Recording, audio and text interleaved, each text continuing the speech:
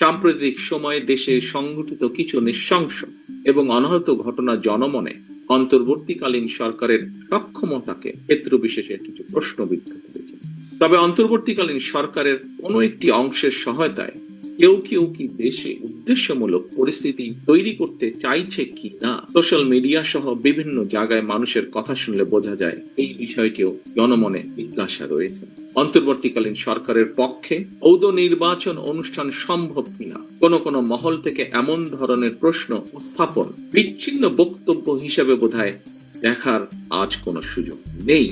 অন্তর্বর্তীকালীন সরকারের সম্ভাব্য প্রতিশ্রুতির সময় জাতীয় নির্বাচন অনুষ্ঠান নিয়ে কেউ সময় ক্ষেপণ করতে চাইছে কিনা এ ব্যাপারেও সজাগ দৃষ্টি রাখার জন্য আমি জনগণের প্রতি, গণতান্ত্রিক রাজনৈতিক দলগুলোর প্রতি, আন্দোলনরত দলগুলোর প্রতি, সকলের প্রতি জানাই আহ্বান।